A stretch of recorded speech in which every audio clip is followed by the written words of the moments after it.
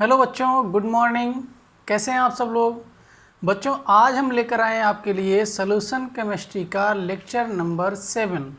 बच्चों, आज इस लेक्चर में हम बात करेंगे सेकंड कोलिगेटिव प्रॉपर्टी, वाष्प दाब का आपेक्षिक अवनमन, relative lowering in vapour pressure. तो आइए इस टॉपिक को शुरुआत करते हैं। रिलेटिव लोअरिंग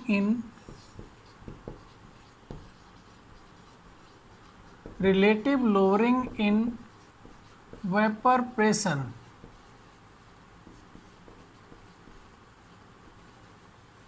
यानी वाष्प दाब का आपेक्षिक अवनमन।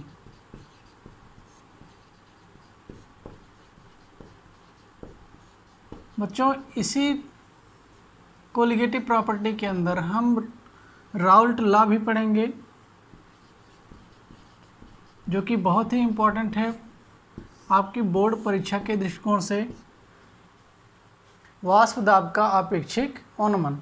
बच्चों, इस टॉपिक को शुरू करने से पहले आइए कुछ इसके बेसिक्स के बारे में जान लेते हैं। सबसे पहला हम ये जानने की कोशिश करते हैं इवेपोरेशन क्या होता है।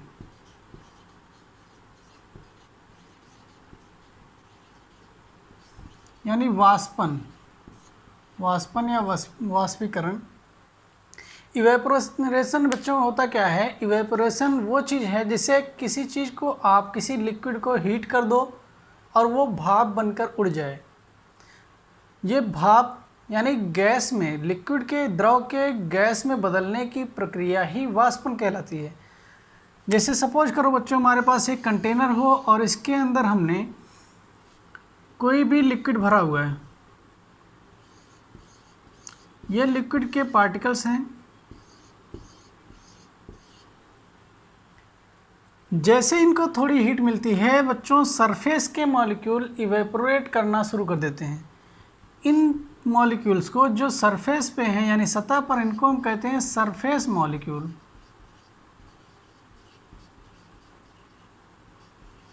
और जो मॉलिक्यूल्स अंदर हैं इनको बोलते हैं हम बल्क मॉलिक्यूल।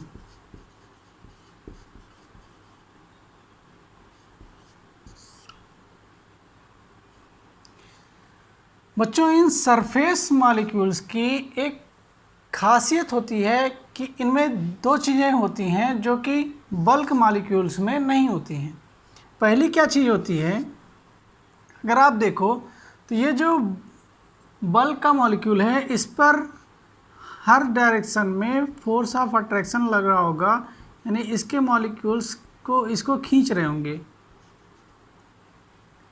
लेकिन सरफेस के मॉलिक्यूल पे केवल डाउनवर्ड पुल लग रहा होगा, ऊपर कोई मॉलिक्यूल इसके ऊपर नहीं है जो फोर्स ऑफ अट्रैक्शन लगा सके।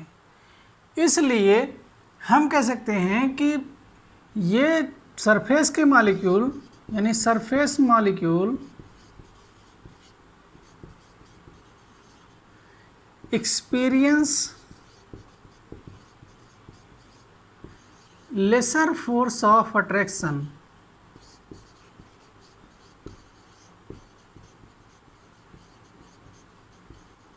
यानी सतह के जो मॉलिक्यूल होते हैं, सतह के जो अणु होते हैं, वो कम आकर्षण बल महसूस करते हैं क्योंकि उन पर केवल डाउनवर्ड यानी नीचे की तरफ से ही अट्रैक्शन लग रहा होता है, ऊपर कोई मॉलिक्यूल नहीं है। इसलिए आसानी से एस्केप ये कर जाते हैं, बाहर निकल जाते हैं।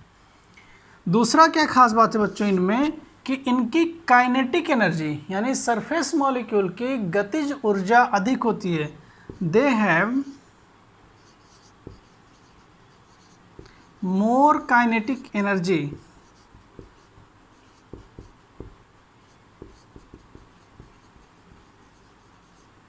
They have more kinetic energy.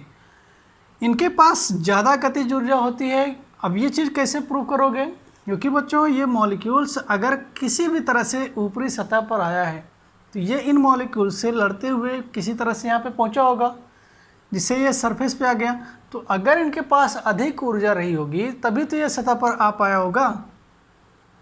इस तरह से हम कह सकते हैं कि इनके पास गतिज ऊर्जा ज़्यादा होती है और ये आसानी से हीट करने पर इवेपोरेट कर जाते हैं। अगर आपसे कहा जाए इवेपोरेशन किसका होता है, तो आप हमेशा कहोगे कि सरफेस के मॉलिक्यूल का, बल्क मॉलिक्यूल का इवेपोरेशन नहीं होता। क्यों नहीं होता? क्योंकि ये मॉलिक्यूल अंदर होते हैं, उनके ऊपर ज़्यादा फोर्स ऑफ अट्रैक्शन लग रहा होता है, जबकि सरफेस के मॉलिक्यूल पर उतना फोर्स ऑफ अट्रैक्शन नहीं लगता। लेकिन बच्चों एक चीज़ देखो, ये हमारा कंटेनर ओपन है, खुला है, तो जो भी वेपर बनी, जो भी वाष्प बनी, ये बाहर निकल गई, तो क्या कोई वाष्प दाब क्रिएट होगा? नहीं होगा। तो हम कह सकते हैं कि नो वेपर प्रेशर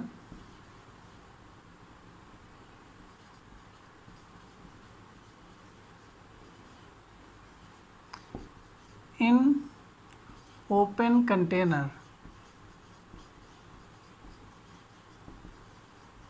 यानी खुले पात्र में कोई वेपर प्रेशर नहीं होगा, क्योंकि सारी की सारी भाप जो भी बन रही है वो बाहर निकल जा रही है। आइए अब बात करते हैं कि किसी भी क्लोज कंटेनर में क्या होगा, वाष्प बनेगी, वेपर प्रेशर बनेगा या नहीं बनेगा। हम ये इवेपोरेशन को देखते हैं इन क्लोज कंटेनर।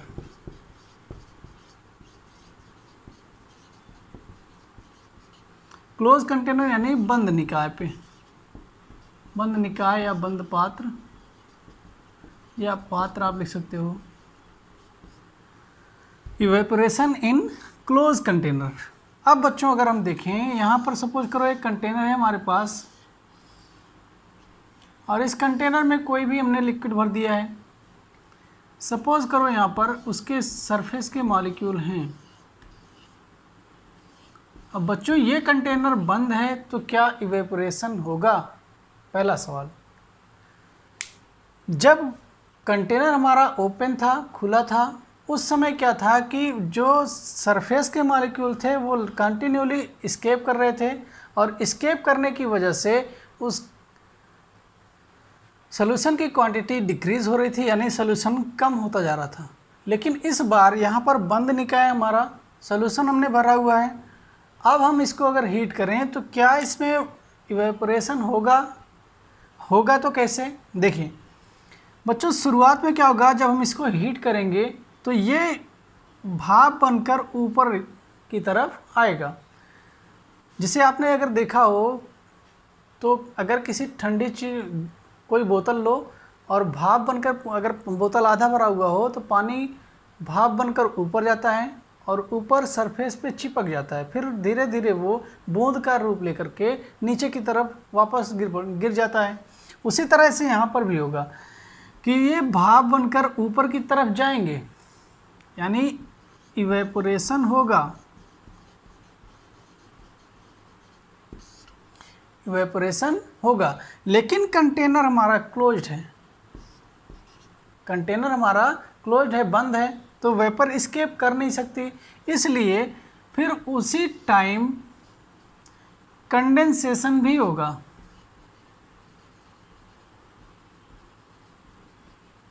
यानी संघनन भी होगा। यहाँ पर वाष्पन हो रहा था और यहाँ पर संघनन हो रहा है। शुरुआत में वाष्पन की दर तेज होगी, यानी वाष्प में बदलने की क्रिया लिक्विड की तेज होगी, और कंडेंसेशन की दर धीमी होगी। लेकिन धीरे धीरे वाष्पन की दर घटती जाएगी और संघनन की दर बढ़ती जाएगी। एक समय आएगा कि वाष्पन और संघनन दोनों की दरें बराबर हो जाएंगी, और जब बराबर होंगी तो इक्विलिब्रियम अचीव होगा, यानी वाष्पन और संघनन के बीच में। यहाँ पर लिक्विड के वेपर बनने से यहाँ पर क्या हो रहा है, वाष्पन,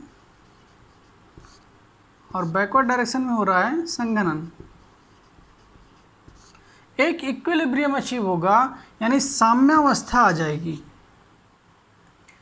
इस साम्यावस्था की दशा में बच्चों यहाँ पर जो भी गैसें बनी हैं, उन गैसों के द्वारा जो प्रेशर लगाया जाएगा, जो वाष्प दाब लगेगा, उसी को हम कहेंगे वाष्प दाब। उस गैस का वाष्प दाब, लिक्विड का वाष्प दाब। अब इसको परिभाषित कैसे करेंगे? The pressure of vapour above liquid surface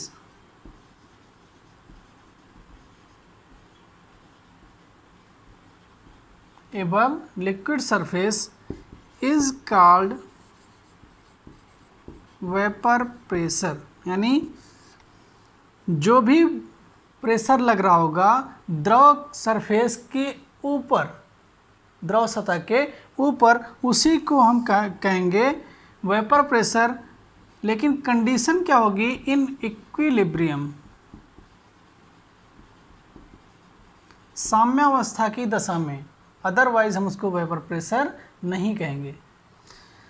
अब बच्चों देखते हैं कि ये वाष्प दाब, वेपर प्रेशर किन चीज़ों पर डिपेंड करता है।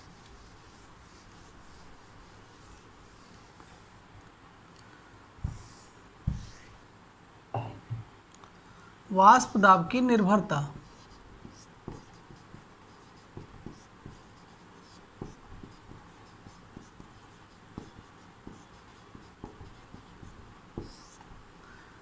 किन चीज़ों पर डिपेंड करता है और किन चीज़ों पर नहीं करता। पहला फैक्टर देखते हैं बच्चों कि vapour pressure does not depend upon size and shape of container.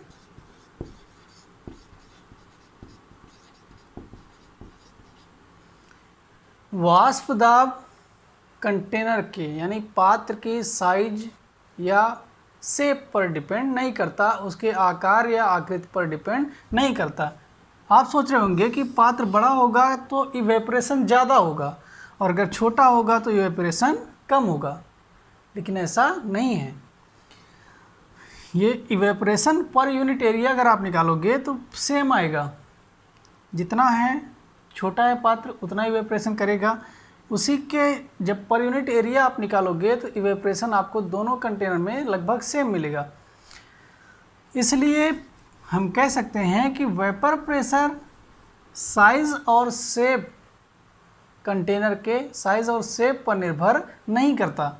दूसरी condition, it depends upon nature of liquid.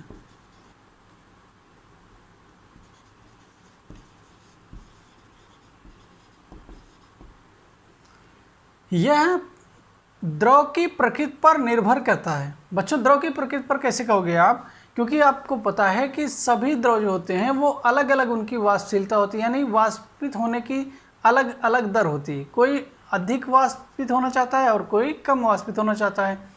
जैसे अगर हम दो लिक्विड के नाम बताएं आपको, अगर हम कहें कि H2O और इथेनॉल में कौन ज़्यादा वाष्पित होगा, दो लिक्विड में कौन ज़्यादा वाष्पित होगा, तो आपको पता होगा 11th में आपने पढ़ा होगा कि H2O जो है मैक्सिमम 4 हाइड्रोजन बॉन्ड क्रिएट कर सकता है, जबकि एथेनॉल केवल 1 हाइड्रोजन बॉन्ड फॉर्म कर सकता है।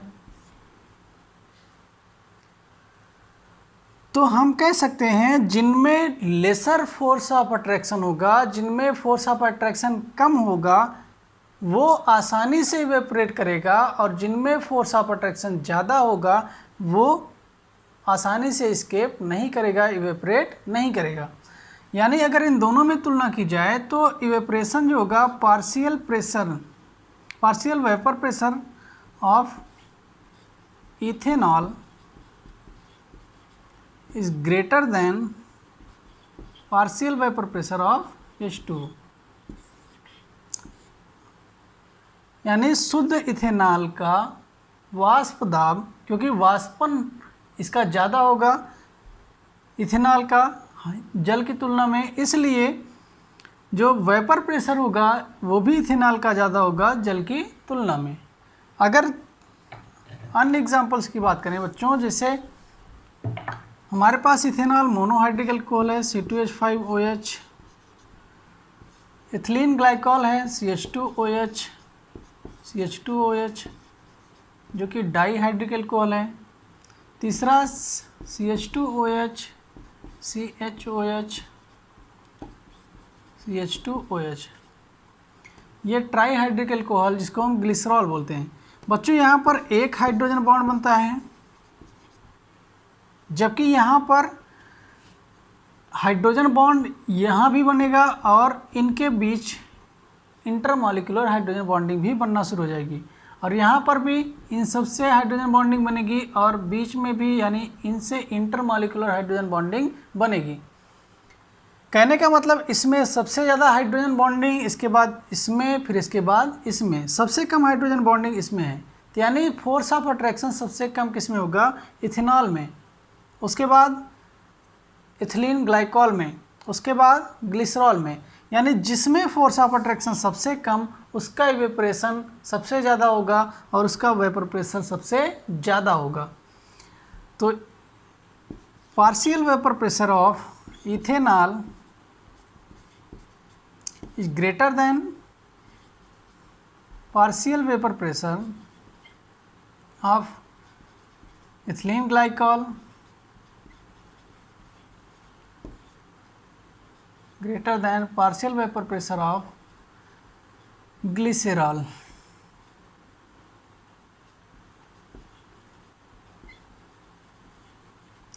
ये थी कहानी बच्चों नेचर ऑफ लिक्विड पर, यानी नेचर ऑफ सब्सटेंस पर, जिसमें फोर्स ऑफ अट्रैक्शन सबसे ज़्यादा, उसमें वेपर प्रेशर भी सबसे ज़्यादा। थर्ड कंडीशन होगी हमारी टेम्परेचर।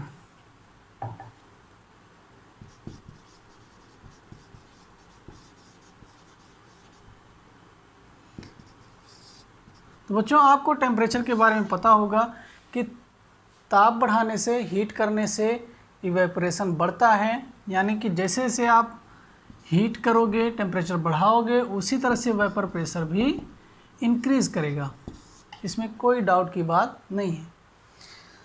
तो बच्चों हमने सब्सटेंस को, यानी पदार्थ को जिन पर आपका वेपर प्रेशर डिपेंड करता था, उन पदार्थों को हमने दो तरह से क्लासिफाई किया है।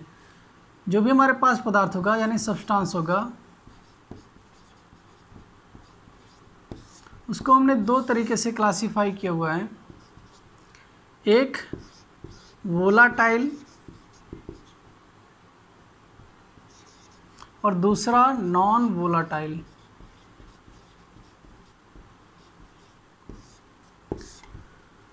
वोलाटाइल मतलब बच्चों जो वाष्पशील हों, नॉन वोलाटाइल मीन्स जो अवाष्पशील हों। नॉन वोलाटाइल में बच्चों हम सॉलिड्स को ही लेंगे, जितने भी सॉलिड हमारे सिलेबस में आएंगे उन सब को हम अवाष्पशील ही लेंगे। जैसे हमको क्या क्या चीज़ मिल सकती है इसमें सॉलिड में, हमको यूरिया मिल सकता है, ग्लूकोज मिल सकता है हमारे सिलेबस में, और सुक्रोज मिल सकता है। ये सब हमको ज़्यादा मिलेंगे। वोलाटाइल यानी लिक्विड, जो भी द्रव होंगे उनको हम वोलाटाइल मानेंगे। और इसमें आपको क्या क्या मिल सकता है पढ़ने के लिए? H2O हो सकता है, मिथेनॉल हो सकता है, इथेनॉल हो सकता है, बेंजीन हो सकती है, टॉलुइन हो सकती है।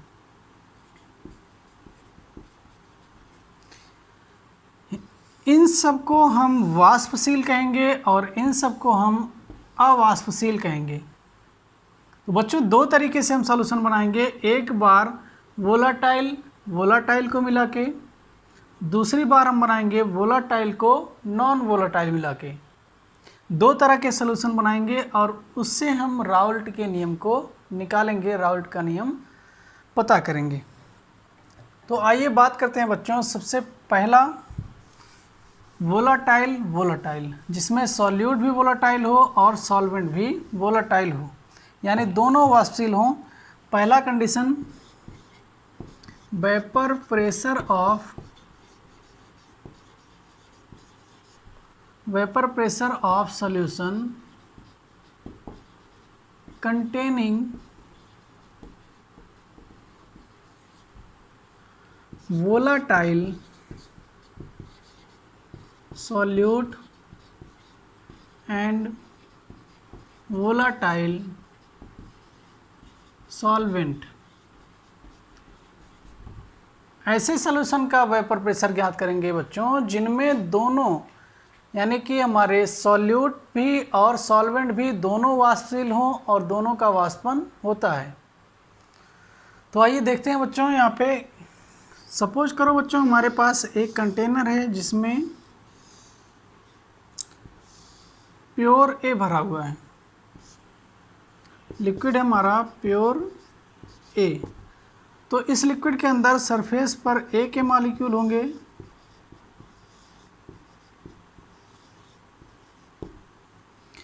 बच्चों। किसी शुद्ध पदार्थ का जिसमें और कोई पदार्थ ना मिला हो ऐसे लिक्विड के लिए हम उसका वेपर प्रेशर मानते हैं पी नॉट ए। नॉट लग जाने का मतलब कोई दूसरी चीज़ वहाँ पर प्रेजेंट नहीं है, केवल और केवल कौन प्रेजेंट है वहाँ पे, ए। अगर हम इसमें, और ये बच्चों हमारा हो गया, ये हमारा सॉल्वेंट है,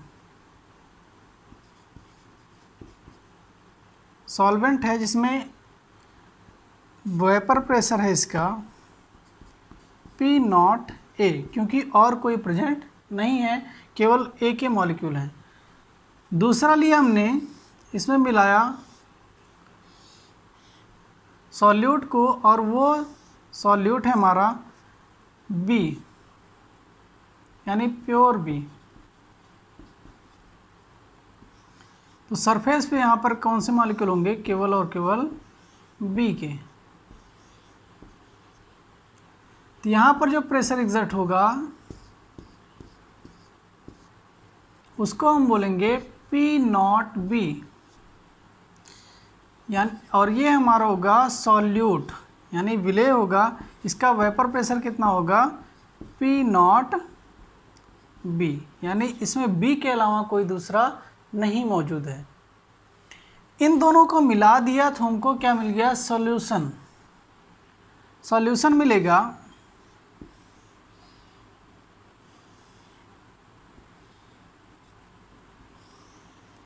अब सॉल्यूशन में बच्चों यहाँ पर ए है, फिर बी है, फिर ए है, फिर बी है, फिर से ए है और फिर से बी है।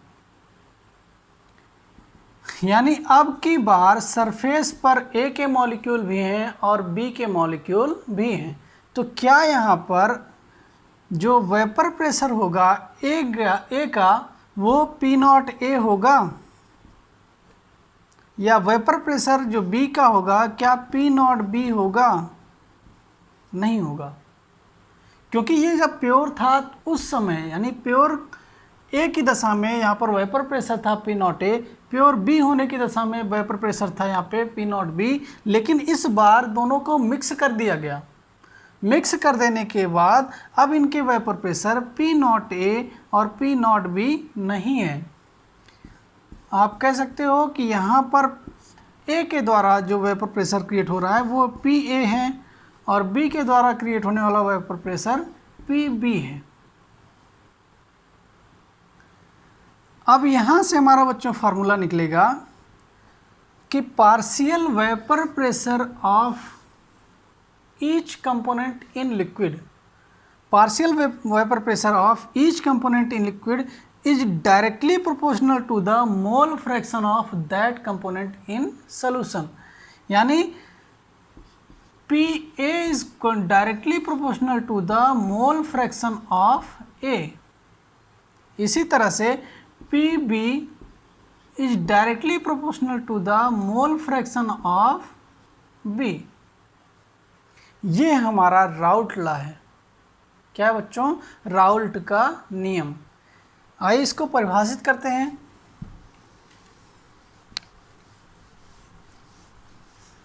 किस तरह से आप इसको परिभाषित करोगे, फॉर्मूला क्या था, p A is directly proportional to the zeta a, p b is directly proportional to the zeta p. परिभाषा आप लिखोगे, in a solution the partial vapour pressure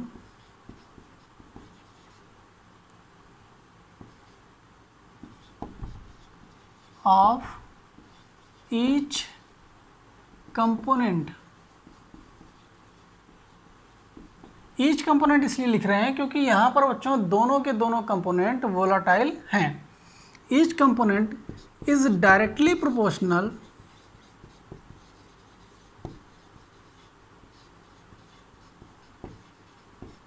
to the mole fraction of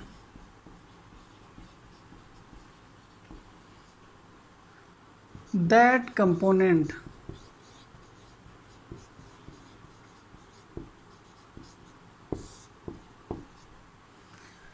आपको समझ में आया होगा कि सॉल्यूशन के अंदर सपोज करो बच्चों, यहाँ पे जो भी सॉल्यूशन था ए और बी से मिलकर बना हुआ था,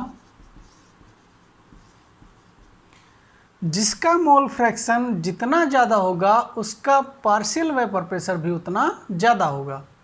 यही कहता है राउल्ट का नियम। In a solution the partial vapour pressure of each component, each component मतलब each volatile component, is directly proportional to the mole fraction of that component. यानी जिसका मोल फ्रैक्शन, जिसका मोल प्रभाव विलयन के अंदर जितना ज़्यादा होगा उसका उतना ही ज़्यादा वेपर प्रेशर बनता है।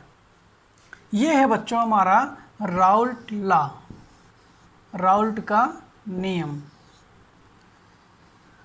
आइए देखते हैं बच्चों कैसे इसको फार्मूले को बनाएंगे। तो परिभाषा को मिटा देते हैं अब यहाँ से।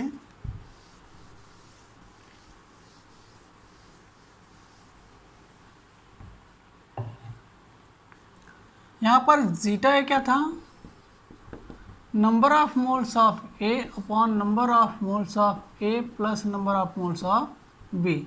जीटा बी क्या था, number of moles of B upon number of moles of A plus number of moles of B.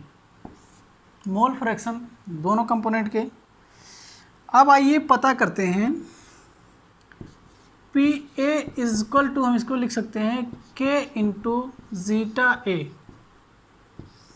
बोलो लिख सकते हैं।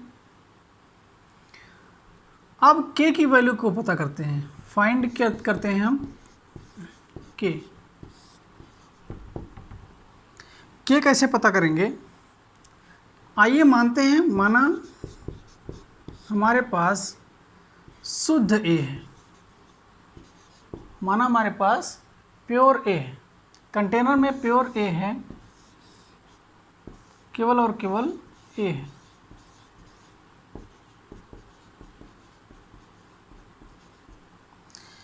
कंटेनर में अगर केवल ए है बच्चों तो मोल फ्रैक्शन बी का कितना होगा, उसमें 0, क्योंकि दो चीज़ों के जो विलयन में अगर दो घटक उपस्थित हैं उन दोनों घटकों के मोल फ्रैक्शन का योग कितना होता है, 1।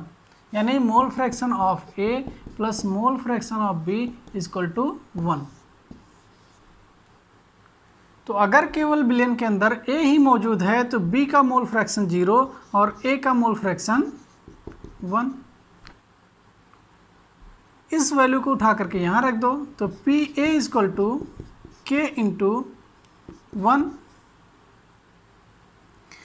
अब पी ए बच्चों सोल्यूशन के अंदर देखिए, क्योंकि केवल और केवल ए मौजूद है और शुद्ध ए मौजूद होने की दशा में इसका वेपर प्रेशर कितना होता है, पी नॉट ए।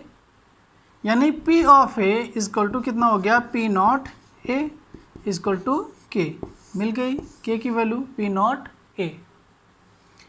इस वैल्यू को उठा करके हम इस फार्मूले में रख दें तो हमको फार्मूला मिलेगा बच्चों, p A is equal to P not a into zeta a. और इसी तरह second formula p b is equal to P not b zeta b. या आप गुणे का निशान मत लगाओ।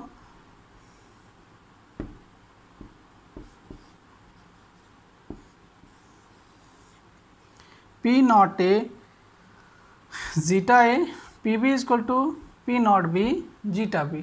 टर्म्स आपको सारे पता हैं।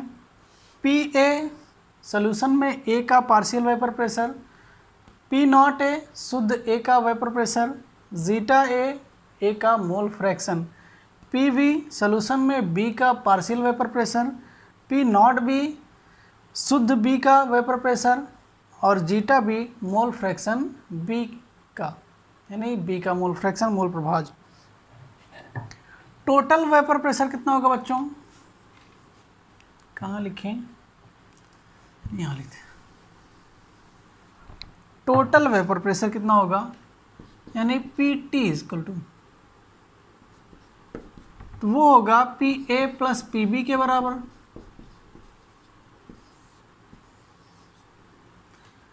ये बच्चों राउल्ट का नियम नहीं है, ये डाल्टन का नियम है। डाल्टन का नियम कहता है कि अगर आप किसी कमरे में हैं और वहाँ पर कई सारी गैसें हैं, वो भी नॉन रिएक्टिंग गैसें हैं, अगर ये गैसें नॉन रिएक्टिंग हैं तो इनके द्वारा लगने वाला कुल दाब कितना होगा? उन सभी गैसों के आंशिक दाबों के योग के बराबर होगा। इसी तरह से पी टोटल इजक्वल टू क्या हो जाएगा? P t is equal to p a की value p not a zeta a plus P b की value p not b zeta B.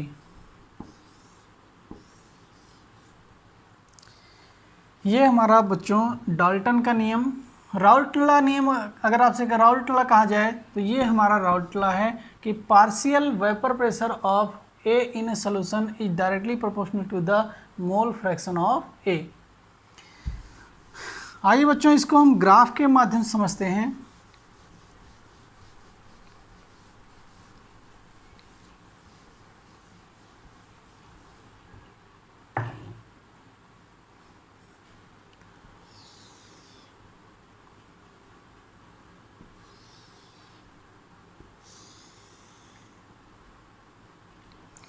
इस पॉइंट पर बच्चों हम लेंगे प्योर ए और इस पॉइंट पे हम लेंगे प्योर बी। जब बच्चों बिलियन के अंदर केवल प्योर ए होगा तो उसका मोल फ्रैक्शन कितना होगा? जीटा ए इजक्वल टू 1 और जीटा बी इजक्वल टू 0। बोलो क्लियर? यानी जीटा ए की वैल्यू कितना हो गई? 1। यहाँ पर हो गया पी नॉट ए और शुद्ध प्योर ए का वेपर प्रेशर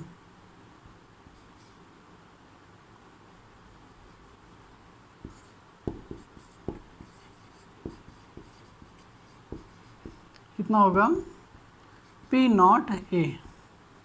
इसी तरह से यहाँ पे बच्चों प्योर बी लिया हमने तो mole fraction of B is equal to 1, mole fraction of A is equal to 0 और vapour pressure of pure B is equal to P not B. यहाँ पर मोल फ्रैक्शन बी का 0 है और जैसे जैसे हम आगे बढ़ रहे हैं वैसे वैसे मोल फ्रैक्शन बढ़ता जा रहा है, यानी बी को मिलाते जा रहे हैं और ए को निकालते जा रहे हैं। यहाँ पर जीटा ऑफ यानी पार्शियल वेपर प्रेशर, क्योंकि मोल फ्रैक्शन सभी पूरा का पूरा बी का है इसलिए पार्शियल वेपर प्रेशर भी बी का होगा, शुद्ध बी का पी नॉट बी। तो एक सीधी रेखा बच्चों को प्राप्त होगी जो कि 0 से जा रही होगी पी नॉट बी की तरफ और यहाँ भी पी नॉट ए 0 है और ये मिलेगा जाकर के पी नॉट ऑफ ए से, यानी शुद्ध ए के वेपर प्रेशर से। ये हो गया बच्चों हमारा p b is equal to P not b zeta b का ग्राफ। ये ग्राफ बच्चों हो गया p a is equal to P not a zeta a. इसको मिला दें बच्चों तो ये हमारा हो गया p total p not a zeta a plus p not b zeta b. ये हमारा बच्चों ग्राफ है राउल्ट के नियम के लिए, जब दोनों के दोनों लिक्विड हमारे इवेपरेट हो सकते हों, यानी वाष्पशील हों, वोलाटाइल हों। आज का लेक्चर बच्चों यहीं पे समाप्त करेंगे। अगले लेक्चर में बात करेंगे जब एक कंपोनेंट वोलाटाइल हो और दूसरा कंपोनेंट नॉन वोलाटाइल हो। तो बच्चों इस लेक्चर को ध्यान से देखिएगा और चैनल को सब्सक्राइब, शेयर, लाइक करना ना भूलें। Thank you.